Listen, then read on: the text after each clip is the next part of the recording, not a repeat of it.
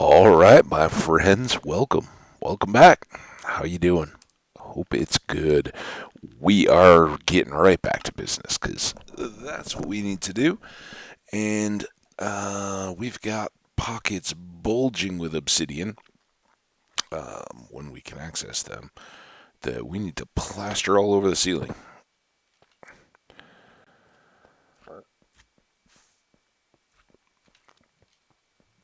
Guess we'll hurry up a little bit, see if we can outrun that slime. We don't have time to deal with him. We do have all our various shulker boxes. A little sloppy there. We left the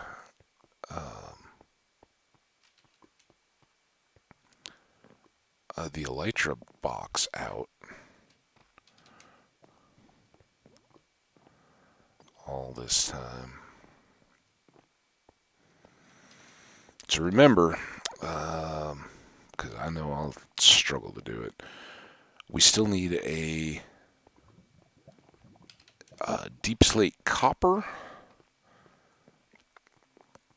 a deep slate emerald, and a deep slate gold. I think are the various ore types we still don't have in our little collection of block types. Maybe we'll get one of those along our way here.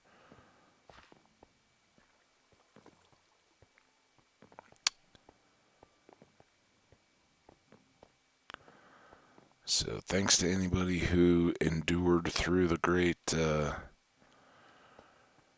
dig. Oh, I did grab them at the end of the last episode. I forgot.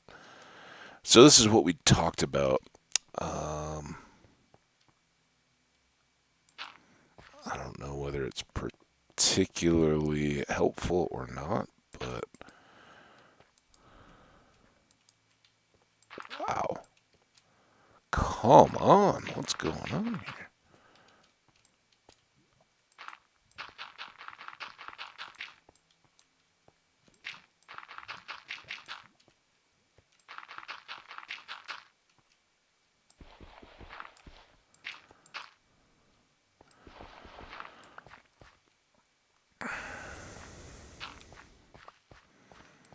So I'm hoping this will help us out.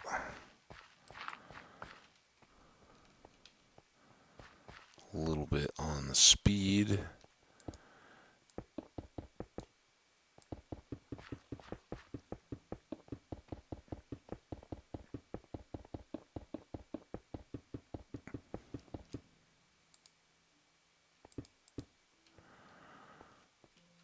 We'll have to get rid of those, although it's going to be increasingly sloppy there. I do want to get. I guess we have a pretty good buffer up here, right? This is the corner with the lava. There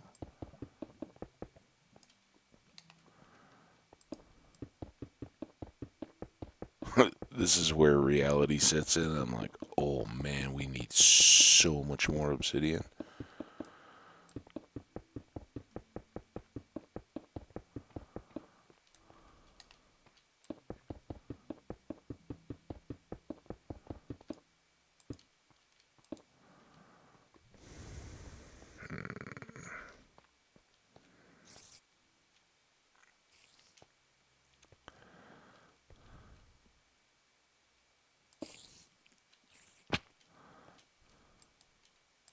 Oh, come on.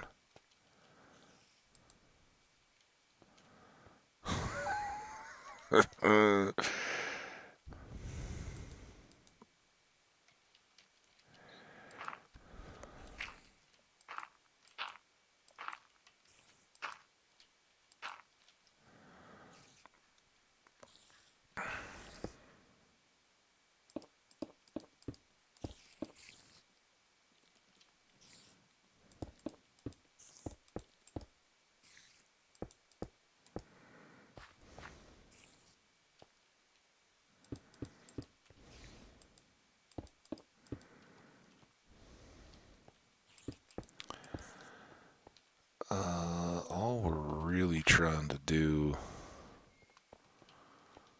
here at the moment is make sure I don't have to go out where I'm going to get dropped off the edge and have to climb a lot of stairs. Man, this is just getting eaten, isn't it?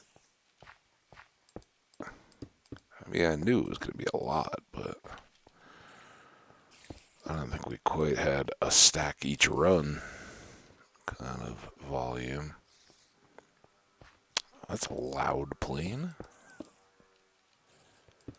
I don't know if that's coming through for you guys, but very buzzy.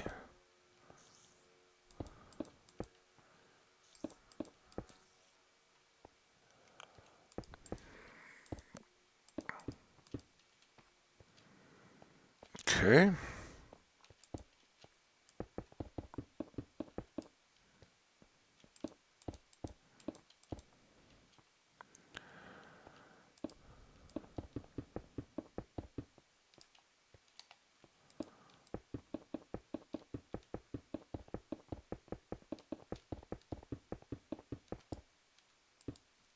Alright, that should be all our edge. I still don't think we can go too wrong. We'll have to go through and patch some holes and all that, but as long as they're not getting placed low.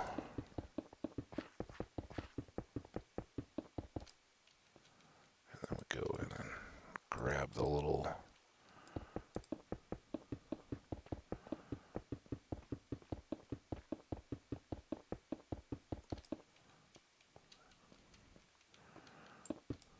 Oh, I thought I was done.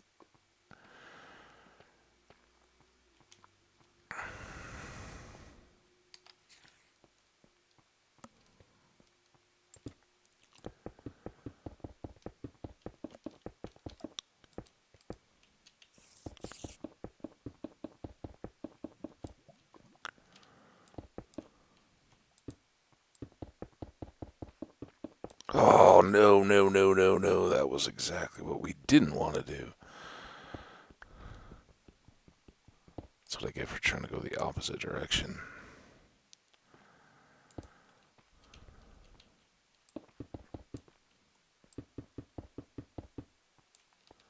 Did it again.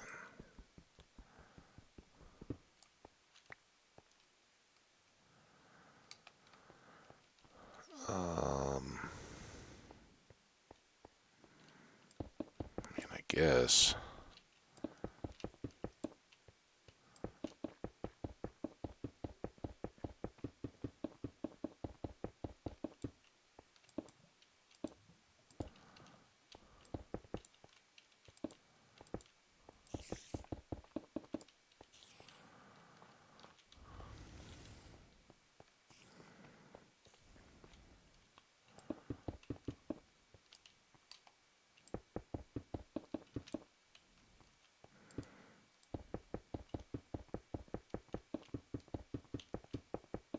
Oh.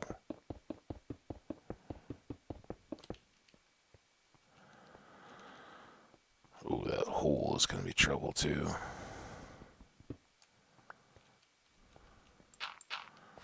Eventually.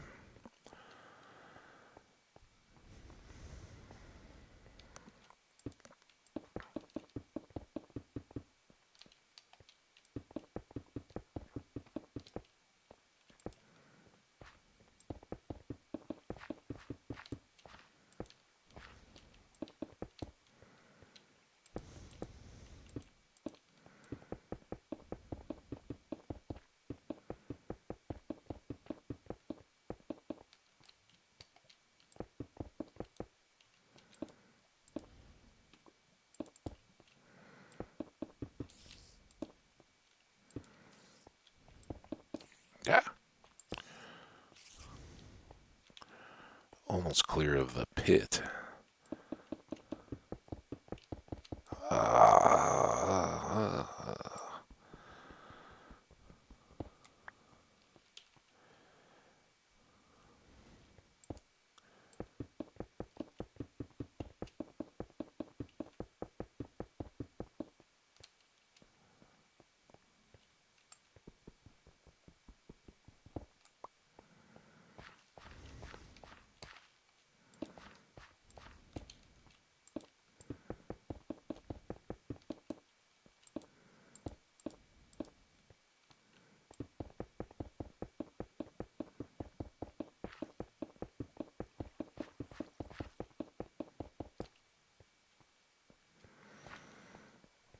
was a little sloppy there.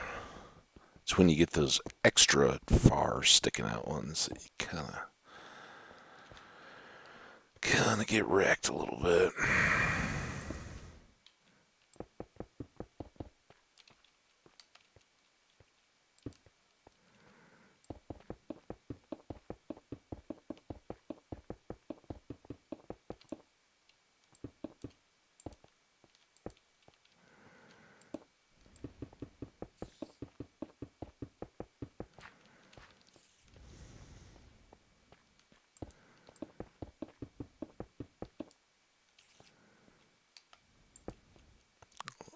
I think I'm catching most of the holes, though.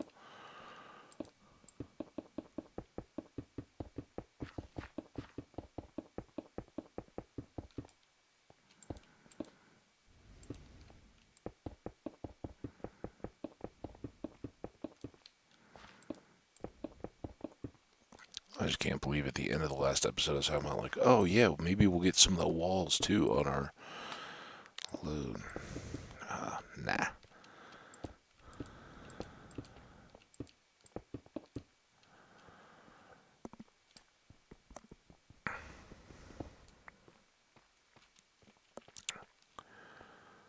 Space is filling in. That's nice. Oh.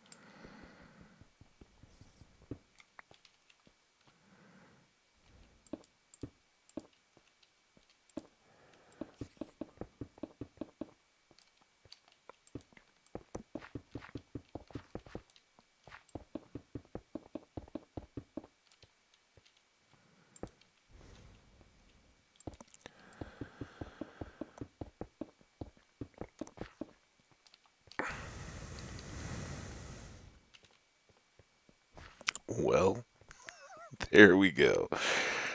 Oh, boy, oh boy, oh boy.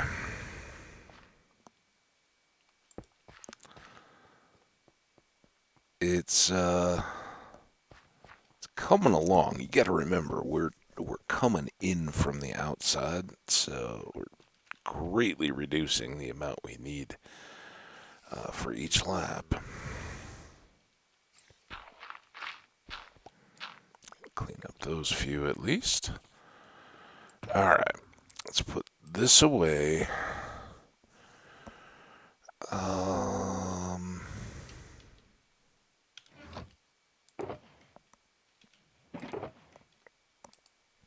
guess these can sit out here, right? Keep those. They came in handy the last time around.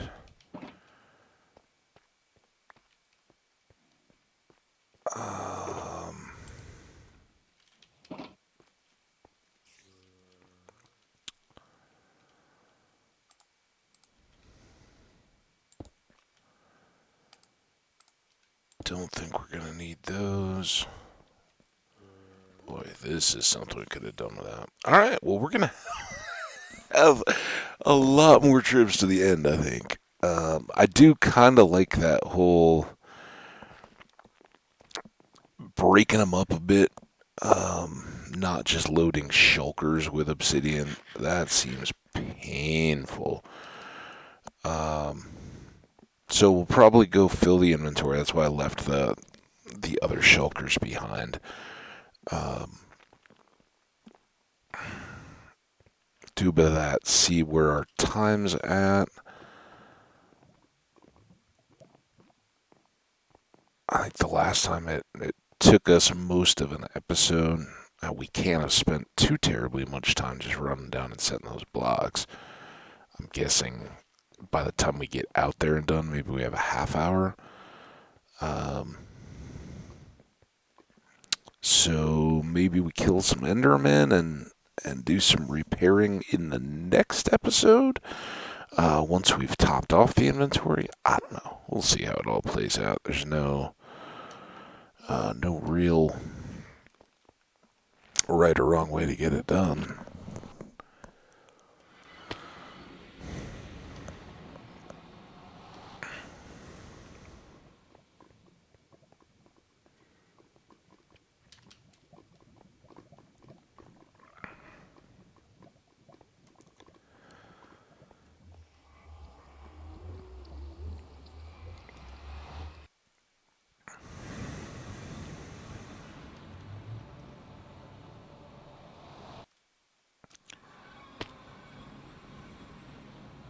Come on. I don't know that that's a death, but I don't want to try it. That seems like death. Alright, here's our scaffold. We're going to check the time.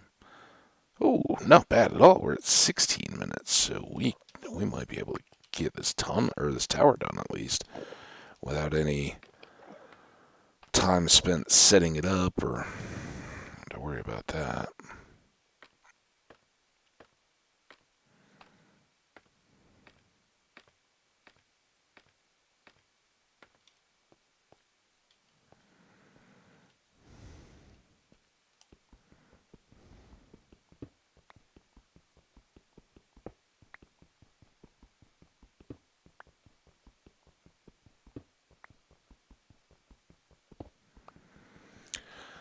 Well, here we are. I kind of exhausted all my Obsidian mining topics in the last video. What are we going to talk about now? Um,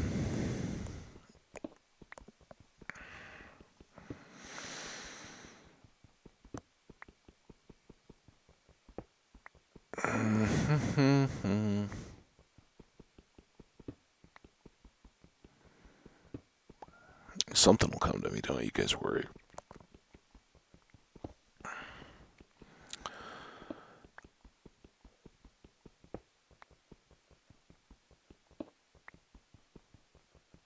It is,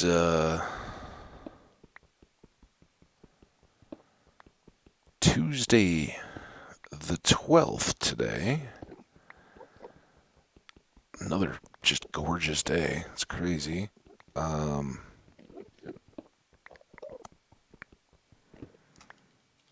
If I spend as much time working on this arena as I kind of think I might today, there may not be a lot of movie time. I don't know. We'll see.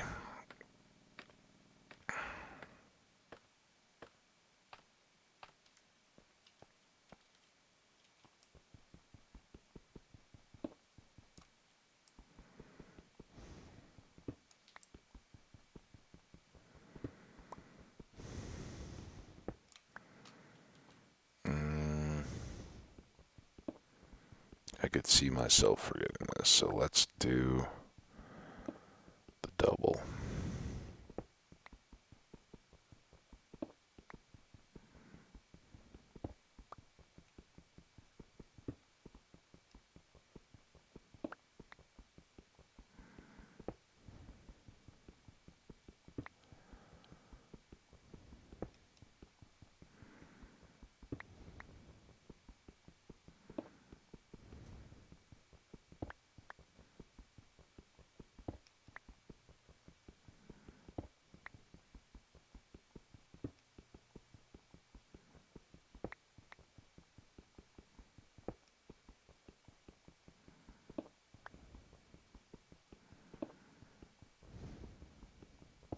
Getting there.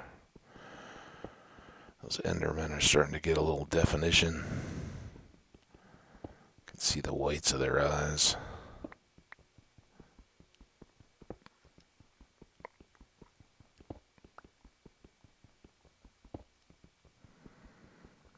Yeah, mainly I was afraid if I cut underneath the piece of bedrock, I would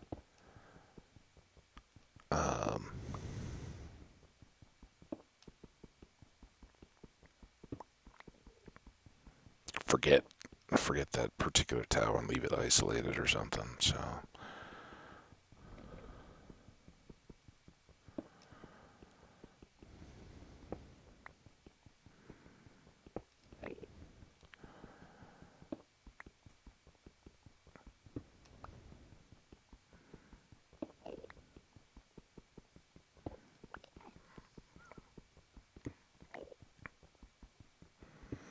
So I don't know if our forecast has changed at all, but overnight tonight had been, I haven't looked in a couple days, the first chance of snow that they were talking about in the overnight hours. It'd be kind of cool. I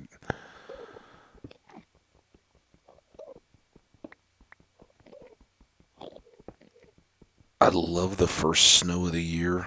Um, that was kind of rude. Just pushed me right off my spot. Taking all my obsidian and going back up. Mean old Enderman.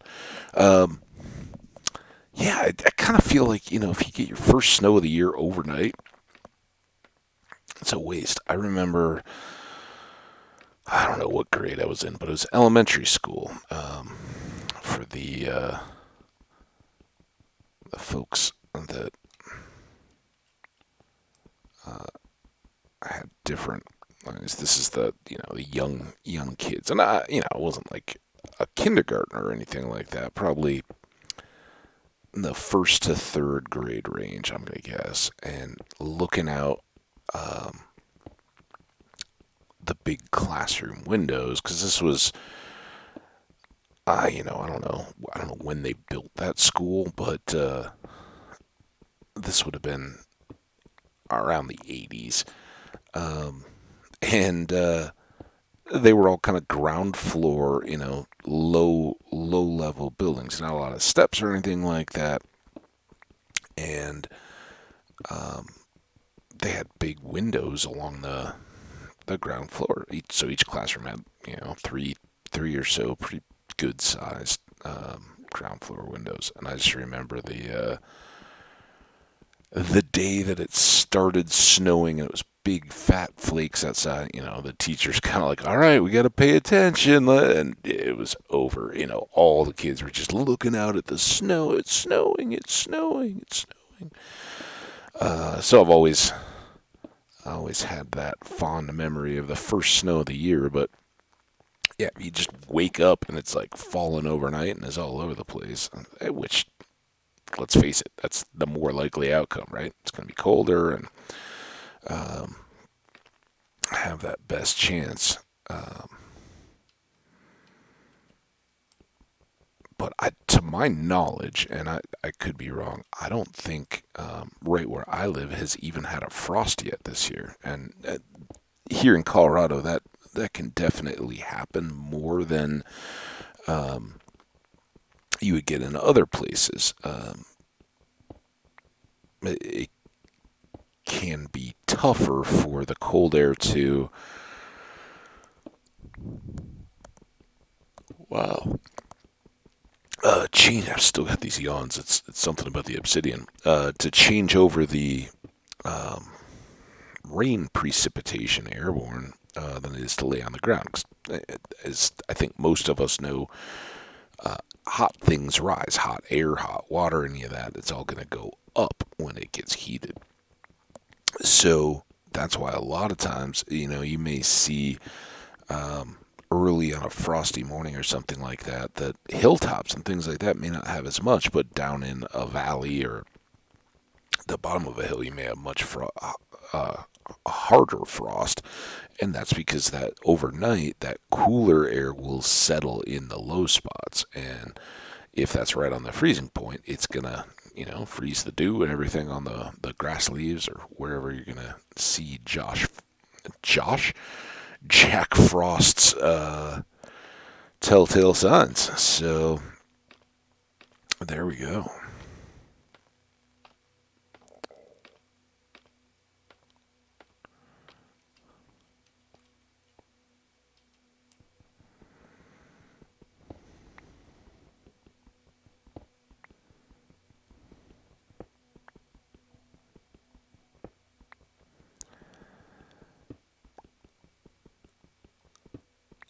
So anyway, we were talking about the low frost and how it makes the patterns in the colder air.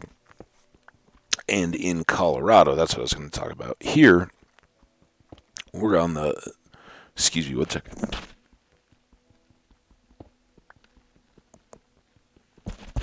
I gotta figure something out. Maybe time for extra super coffee.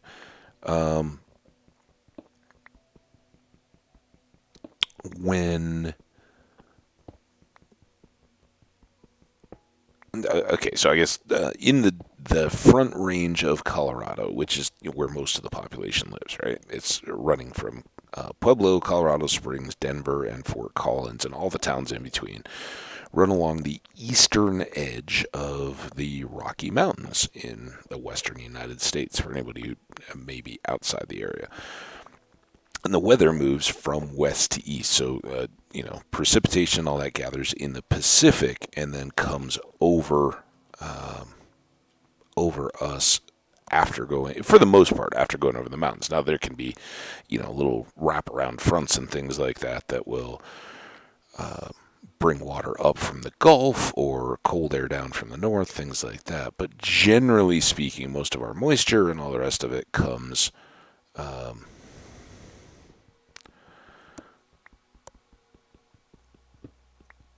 comes from the west.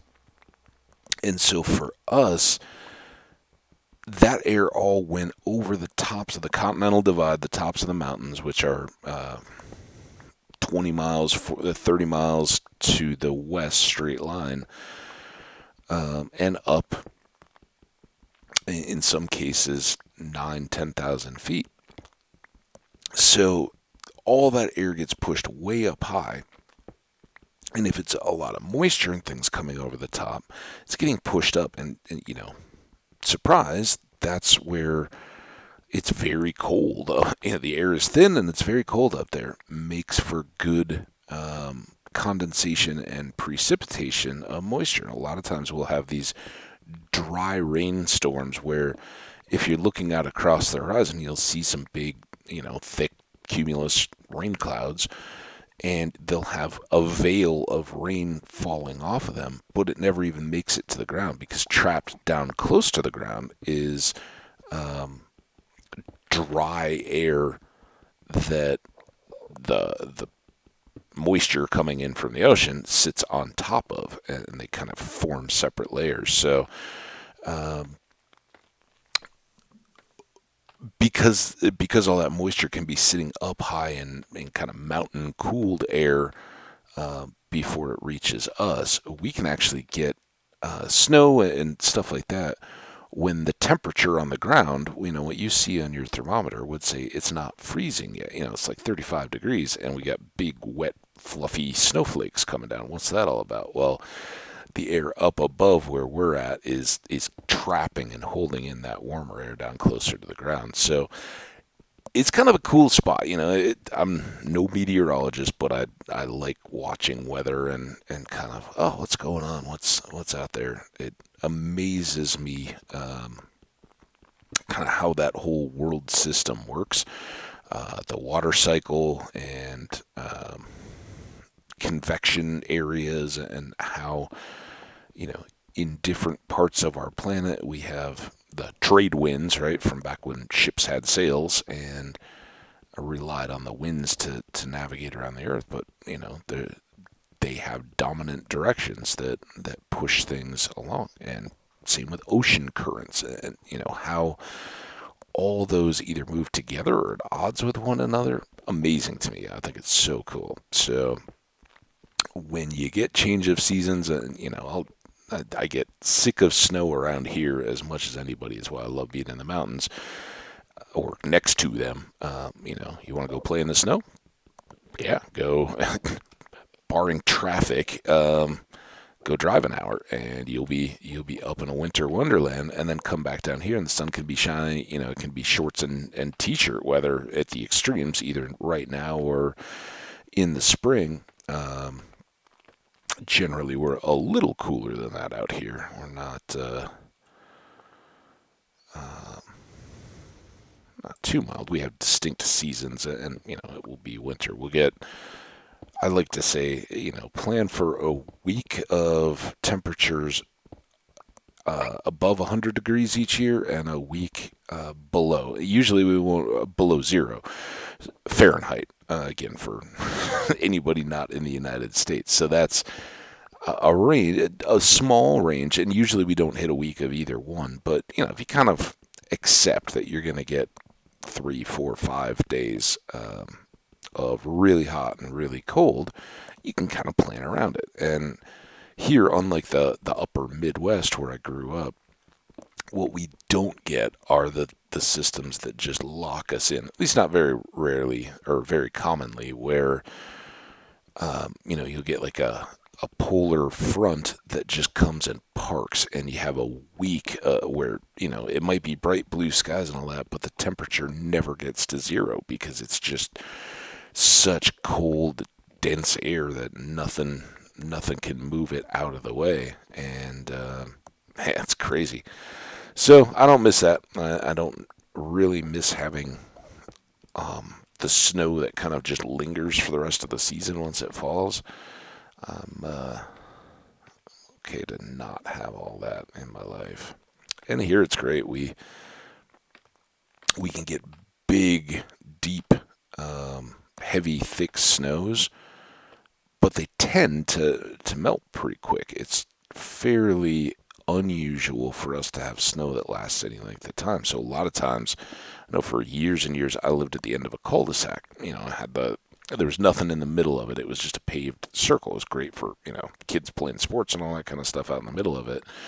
But in the winter when they plow, when I grew up, you had to go shovel the snowplow stuff out of the end of your driveway, and there'd be these huge snowbanks. And as a kid, it was always, oh, don't go play in the snowbanks, which we always did anyway, because huge piles of snow that you could dig tunnels and caves into. But it was always, oh, it's really dangerous. You could die because the snowplow guy will never know that there's kids that have carved, like an igloo or a tunnel or a fort or anything like that, and they're just going to come, roaring down the street, pushing a big wave of snow, and it can collapse the whole thing on top of kids. So I get the danger, right? But as a kid, you didn't care. Like, that can't happen to me. I don't know about those kind of things, so I'm just going to go play in the snow. Here, we don't get any of that. Here, they try, usually, to plow most of the snow out into the roads because the sun comes out. The ground temperature is usually fairly mild anyway. We don't, it can freeze, it can be at freezing, but we get enough days of sunshine to thaw that out pretty quickly once it's fallen. All right, let's go this side maybe.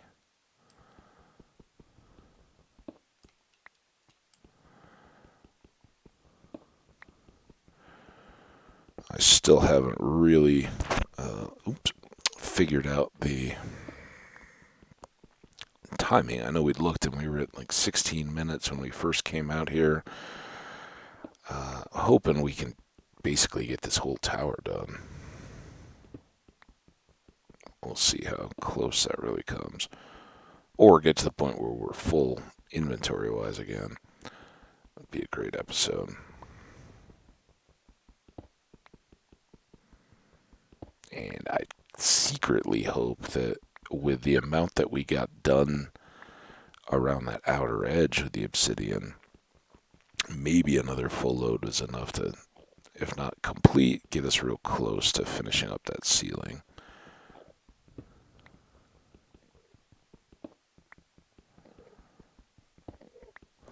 Because I'm not going to lie, this is not the most exciting.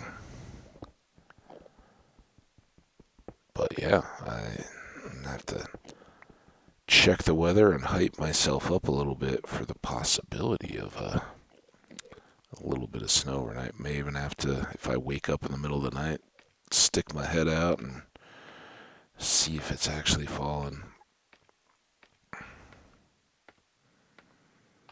And then there's the difference between big wet flurries and snow that's actually sticking on the ground. So the first real snow is when it actually piles up and accumulates.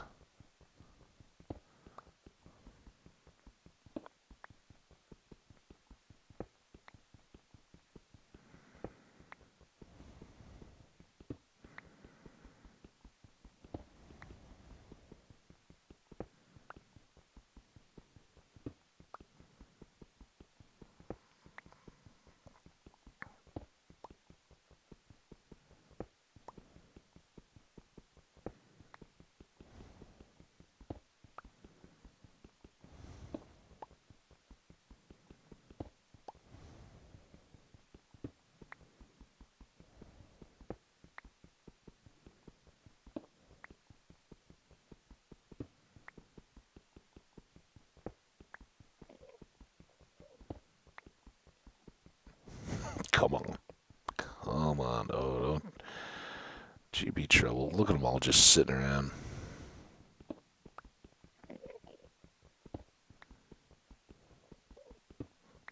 Waiting, trying to cause trouble.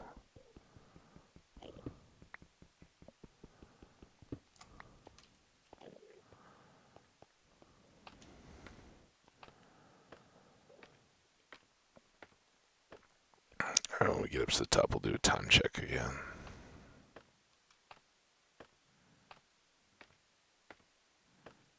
I think we gotta be a little... 37 minutes. Yeah, that's weird. I didn't start this episode at any nice round or noteworthy times.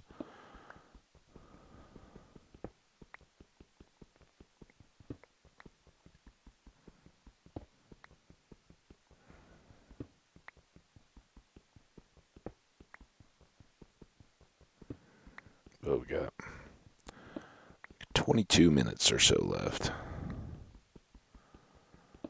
Based on how much we did, it might be enough. As usual, I think it always...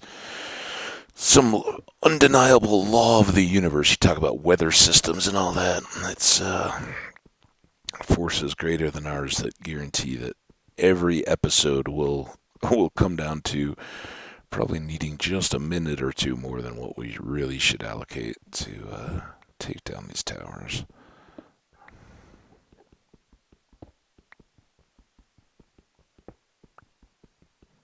What I didn't even bother to look at when we were up at the top was how much of my inventory is full. And we'll do that here at the bottom.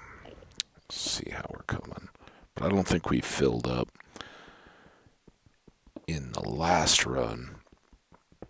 And we had more shulker, but yeah, we got lots of room. Get ahead of yourself, Habbage.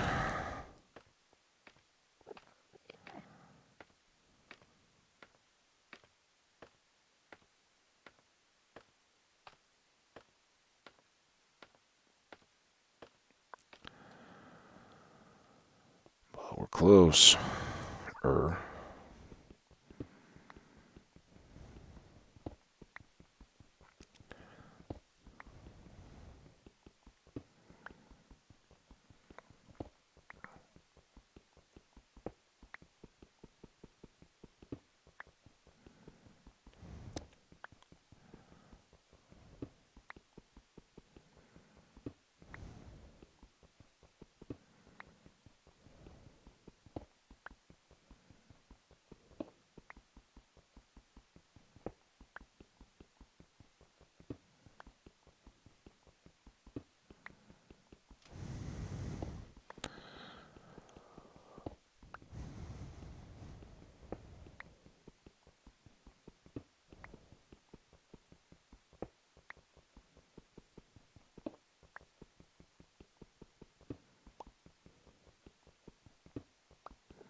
It's always nice when you can start to see the blocks around the base. As we're getting close.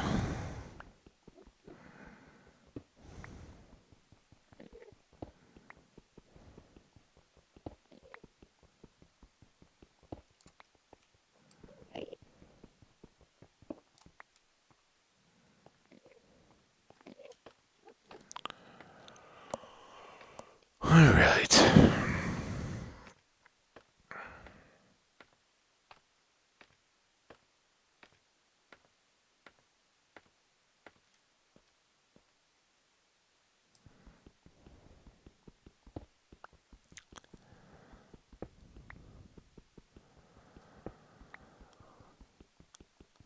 So what's everybody got planned? I was just checking I don't usually get into the days thing a whole lot, but having had all the holidays and everything yesterday to talk about, I was kind of like, I wonder what the, like national days are today. And it was interesting. One, I had no idea, but apparently when Columbus Day was first founded back in the 30s, it was actually set up as October 12th. And then they like all the other holidays, were like, you know what? Let's just make this Mondays, so like the second Monday. But yeah, let's do that. That'll be easier. So then it started floating. But yeah, this used to be Columbus Day, apparently. The other days that I recall seeing, there were a little list of them. Like every day is like 8 different things day. So be aware of that. It is National Farmers Day, I think was the first one on the list. Shout out to you farmers. I try to celebrate you guys by making real farms in Minecraft. Nothing but respect for farm families and agribusiness in general. We're pretty sunk without you guys, so thank you. Um, let's see. Next up, I think was National Free Thinkers Day. Um, and this is kind of social media driven, I guess. It sounded whatever this site was. I don't know. I just Googled it and then it took me to a site. But the site seemed kind of cool. It was like broke down each one and it kind of said, what the understood history was, why it's around that particular day, anything like that. So then the thing on National Freethinkers Day was that it started back in the mid 90s, and was chosen as October 12th in part because of the Salem witch trials, which for anybody who doesn't know, fascinating time in history, but I think there are various points in history, whether the United States or anywhere else, where they're marked for a point when society or people kind of collectively lost their minds, right? They just go nuts and let some force overwhelm them, and then you end up looking back on it going, what happened? How did you guys get to this point? And for the United States, the Salem witch trials kind of are the culmination of that. It was these um, little girls in Massachusetts who were going to. Now I'm proving my ignorance. I don't remember all of it exactly, but the girls were going to get in trouble for something and began kind of at first idly this accusation of, oh, well, so and so's a witch. She made me do it. And, through obviously, this was in a different mindset of Puritan thought and communities that were, basically theocracies. There wasn't a lot of tolerance for differences of opinion or anything like that. So the whole community and society really functioned amid this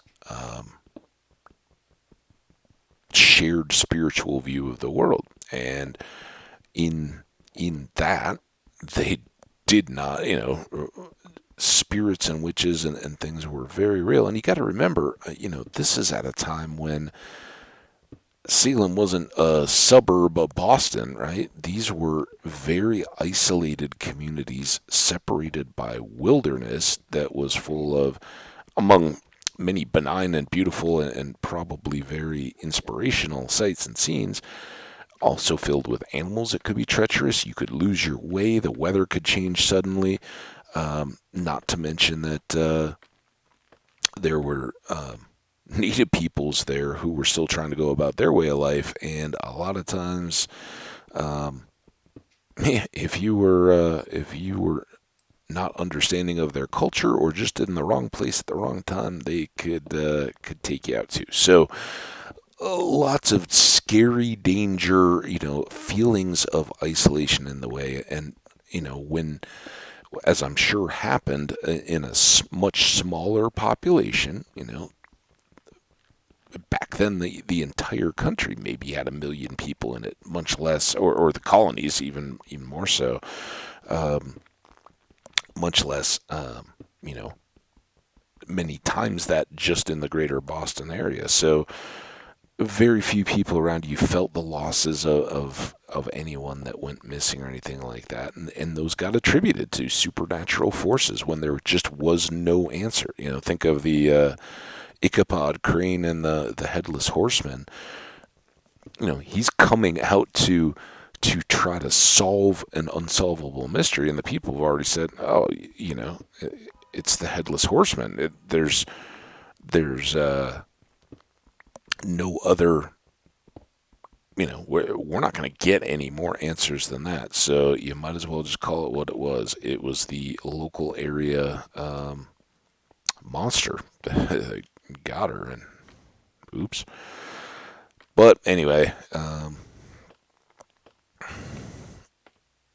they, you know, there wasn't deep investigations or crime labs or anything like that to really get to the answer to what I'm sure were a lot of tragic crimes more than anything. But at any rate, these girls took the easy way out, whatever the circumstances were, and blamed an older, unpopular woman in the community as being a witch and scapegoated her.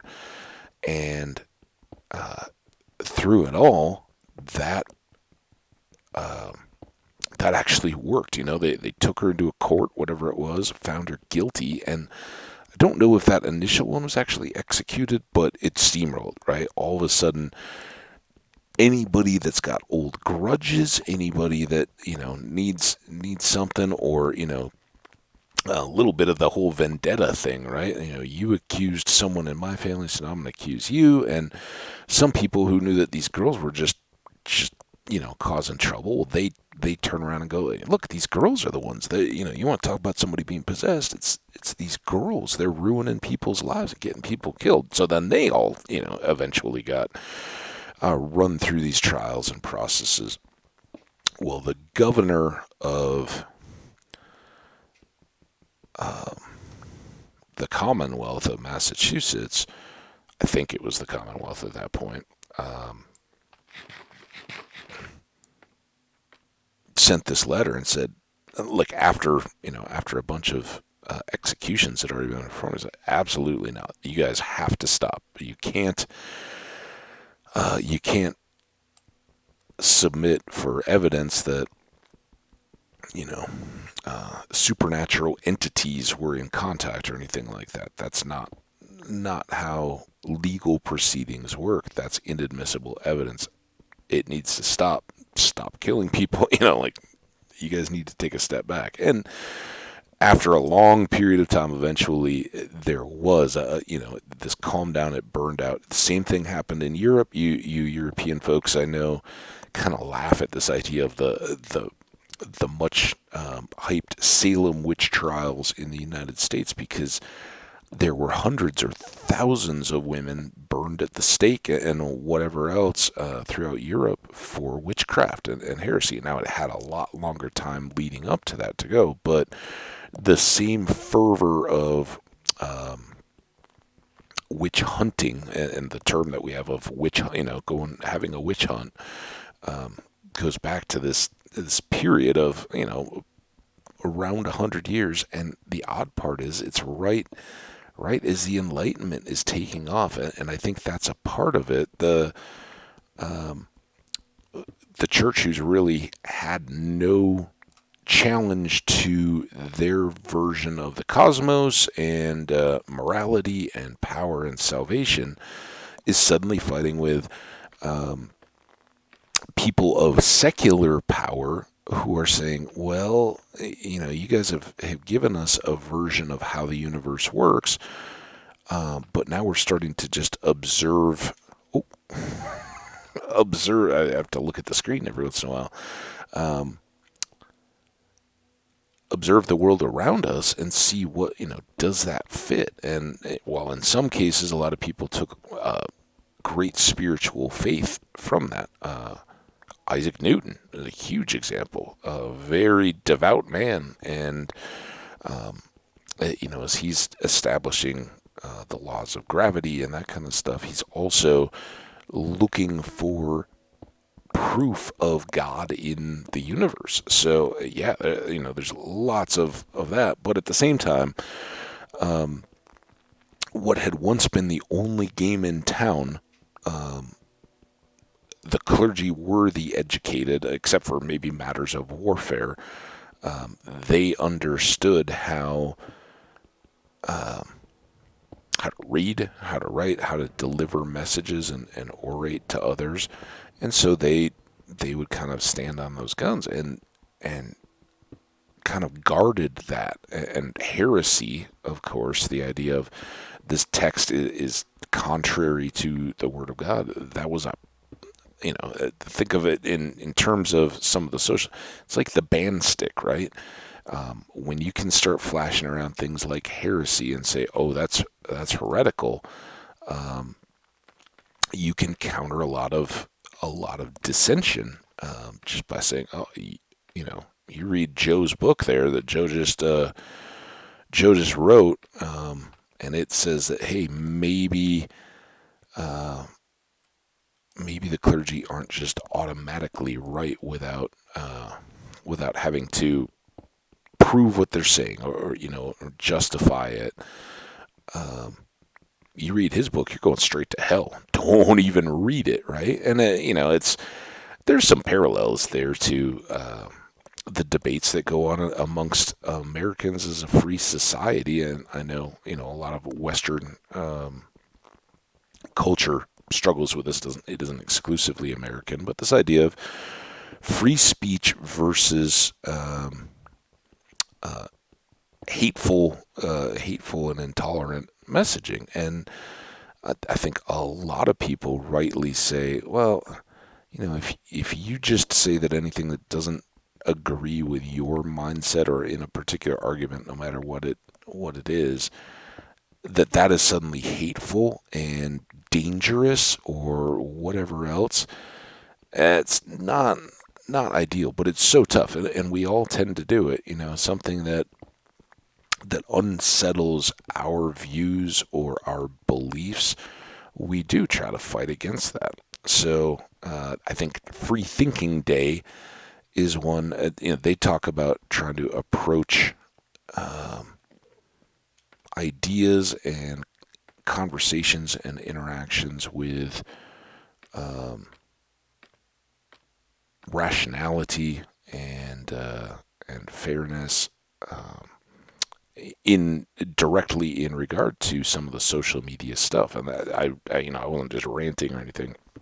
It's specifically written about on this site that I found that on Free Thinking Day we're encouraged to go in and within social media, provide rationality and tolerance and understanding and some of those kind of things as we engage on ideas. But yeah, going back to Salem, fascinating time when that really did break down, and we allowed beliefs to kind of supersede what was right there in front of our eyes and go, yeah, this is a bunch of teenage girls that were basically causing a bit of mischief and getting caught in their lies and snowballing out of control, but everyone else was equally guilty in that they fed into it and were looking to prosper as they could out of this same scenario. So yeah, good reminder to us all. So anyway, that's National Free Thinking Day, and we're getting closer to our end here. Let's do our checks when we get to the bottom of this. We'll check time remaining and our inventory. So done well, not quite as well as we'd hope, and we're at 55 minutes. I think let's just wrap up here. When we come back, if I remember, we'll talk about the other remaining days, couple comical ones, and one that hits particularly close to home for me because I love it. So anyway, we are saved out. Did I just put that up? I hope that hasn't been up this whole episode. Did I do that again? I couldn't have, right? I checked the time so many times. Anyway, thanks for watching. I hope you guys are awesome. I hope I didn't mask the Obsidian with a thank you the whole time. But if I did, you missed me whacking Obsidian with a hammer or pick. So we'll see you back for the next episode. You guys all take care. Have a wonderful day. Bye now.